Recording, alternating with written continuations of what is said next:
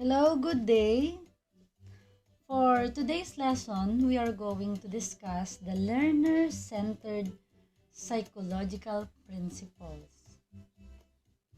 Hello, I am Ma'am April and welcome to my online class. For today's presentation, we will discuss the following: the learner-centered psychological principles, the cognitive and metacognitive factors, motivational and affective factors, and developmental and social factors. So for the learning outcomes, in this lesson, challenge yourself to first explain the 14 learner-centered psychological principles. Next, advocate for the use of the 14 principles in the teaching learning process, and identify ways on how to apply the 14 principles in instruction as a future teacher. So, let's get started. The learner-centered psychological principles were put together by the American Psychological Association. The following 14 psychological principles pertain to the learner and the learning process. The 14 principles have the following aspects. So the 14 principles, first, they focus on psychological factors that are primarily internal to and under the control of the learner rather than conditioned habits or physiological factors. However, the principles also attempt to acknowledge external environment or contextual factors that interact with these factors. Next, the principles are intended to deal holistically with learners in the context of the real-world learning situation. Thus, they are best understood as an organized set of principles. No principle should be viewed in isolation. The 14 principles are divided into those referring to: first, the cognitive and metacognitive. Second, motivational and affective. Third, developmental and social. And fourth, individual difference factors influencing learners and learning. Finally, the principles are intended to apply to all learners, from children to teachers to administrators to parents and to community members involved in our educational system.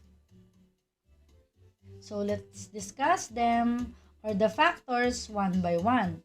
So let's start with the cognitive and metacognitive factors. First, nature and the learning process.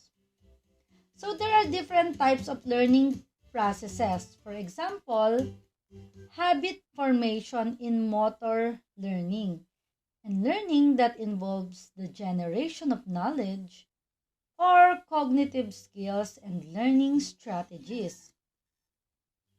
Learning in schools emphasizes the use of intentional processes that students can use to construct meaning from information, experiences, and their own thoughts and beliefs.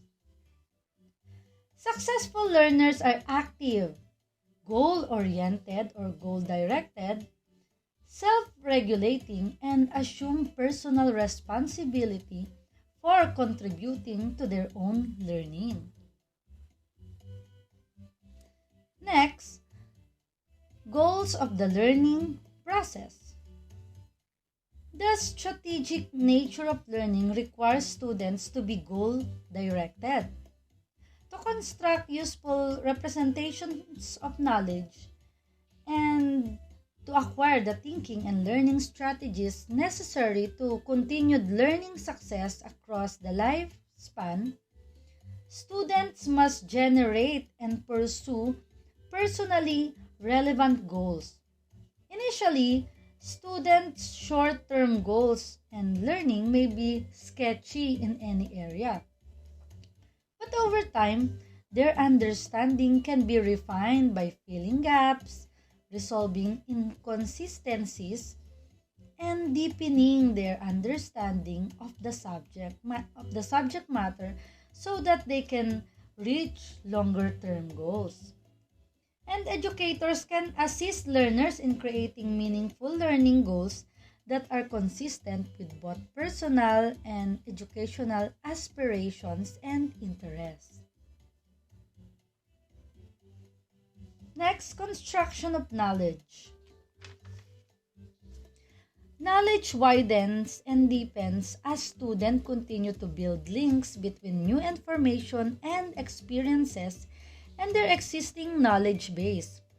The nature of these links can take a variety of forms, such as adding to, modifying, or reorganizing existing knowledge or skills.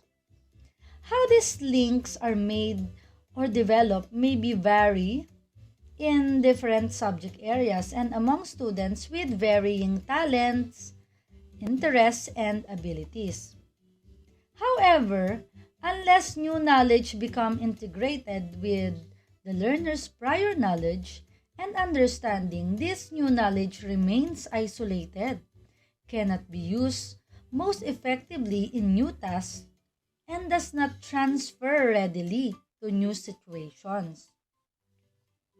Educators can assist learners in acquiring and integrating knowledge by a number of strategies that have been shown to be effective with learners of varying abilities such as concept mapping and thematic organization or categorizing. Next is strategic thinking. Successful learners use strategic thinking in their approach to learning, reasoning, problem solving, and concept learning. They understand and can use a variety of strategies to help them reach learning and performance goals and to apply their knowledge in novel situations. They also continue to expand their repertoire of strategies by reflecting on the methods they use to see which work well for them, by receiving guided instruction and feedback, and by observing or interacting with appropriate models. Learning outcomes can be enhanced if educators assist learners in developing, applying, and assessing their strategic learning skills. Number 5, higher order strategies for selecting and monitoring mental operations facilitate creative and critical thinking. Successful learners can reflect on how they think and learn, set reasonable learning or performance goals, select potentially appropriate learning strategies or methods, and monitor their progress towards these goals. In addition, successful learners know what to do if a problem occurs or if they are not making sufficient or timely progress toward a goal. They can generate alternative methods to reach their goal or reassess the appropriateness and utility of the goal. Instructional methods that focus on helping learners to develop these higher order or metacognitive strategies can enhance student learning and personal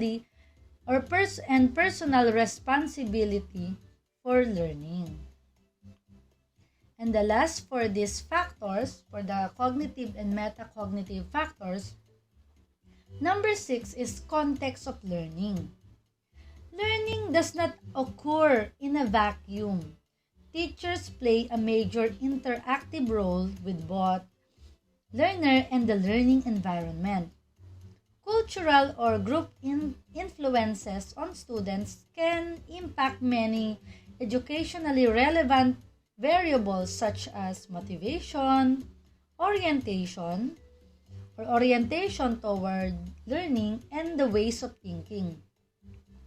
Technologies and instructional practices must be appropriate for learners' level or prior knowledge, cognitive abilities, and their learning and thinking strategies. The classroom environment, particularly the degree to which it is nurturing or not, can also have significant impacts on student learning. Now, let's go to another factor. Next is motivational and affective factors.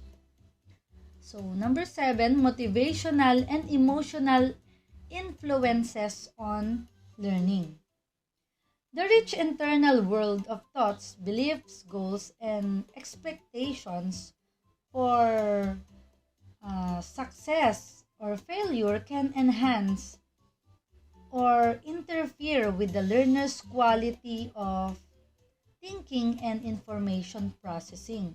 Students' beliefs about themselves as learners and the nature of learning have a marked influence on motivation. Motivational and emotional factors also influence both the quality of thinking and information processing as well as an individual's motivation to learn. Positive emotions such as curiosity generally enhance motivation and facilitate learning and performance.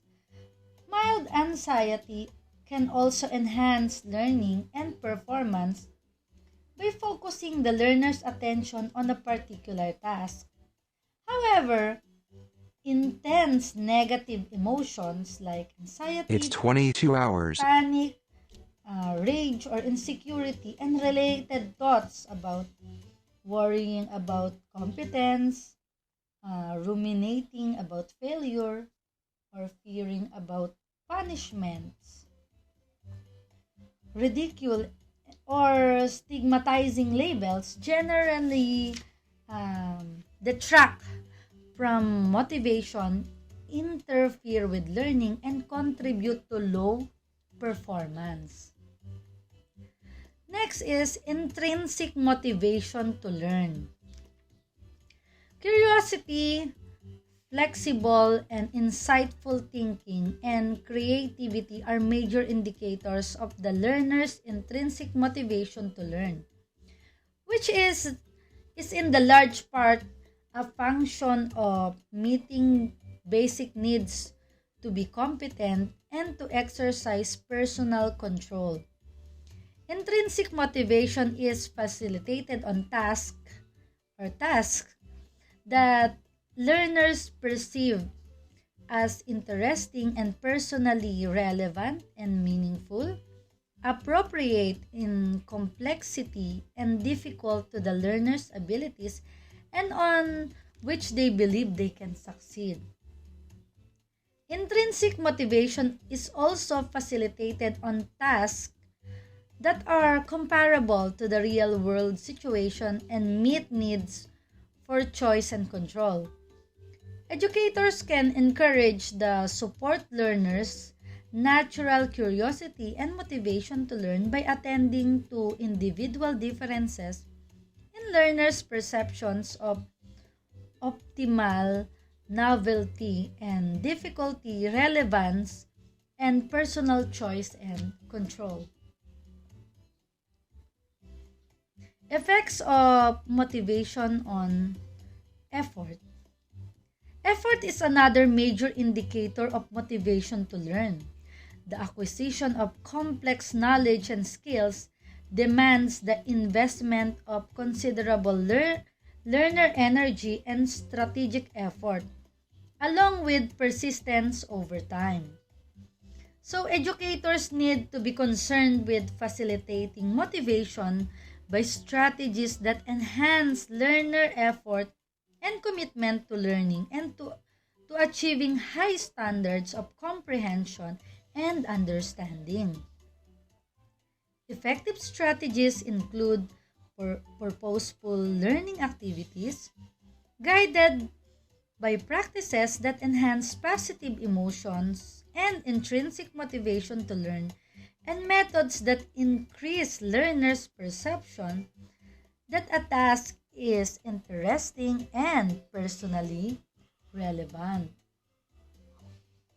So let's go to another factor, developmental and social factors. Developmental influences on learning.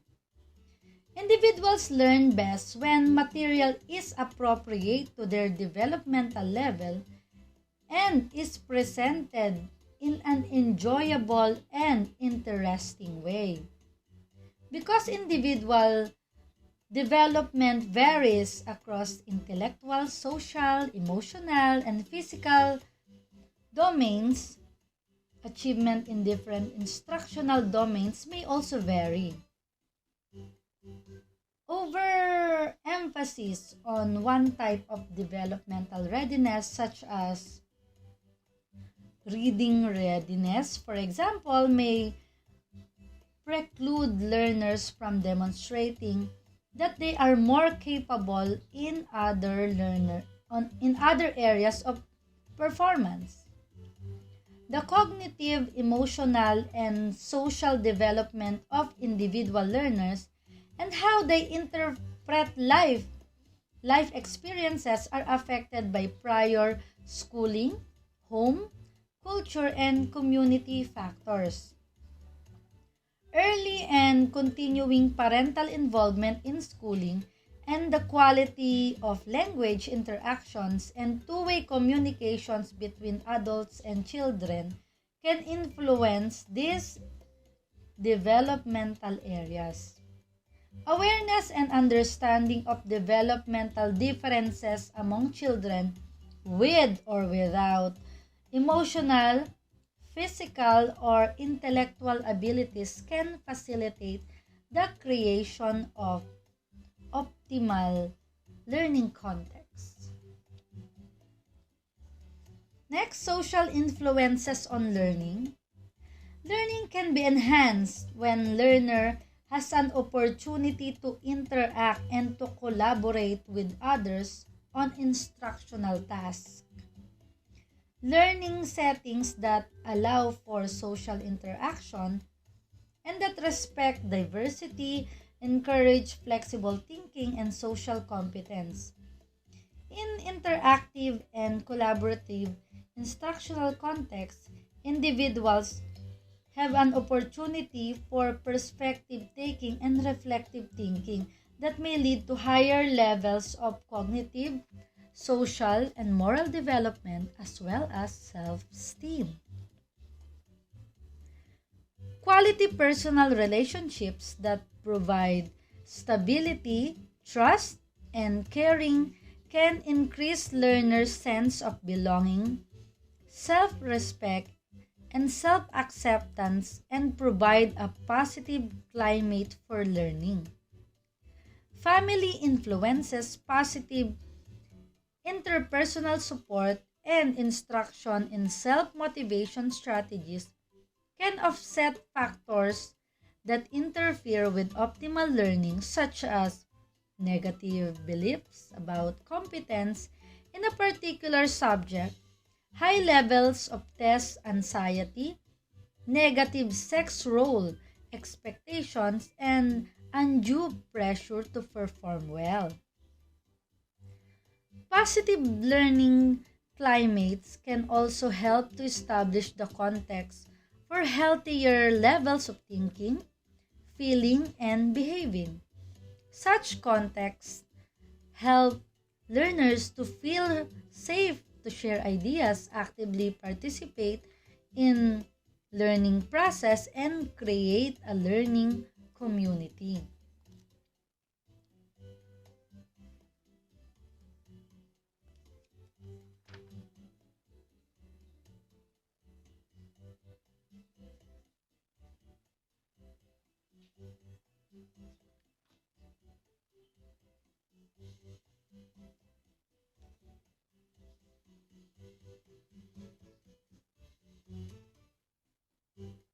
Okay, let's go to individual differences factors.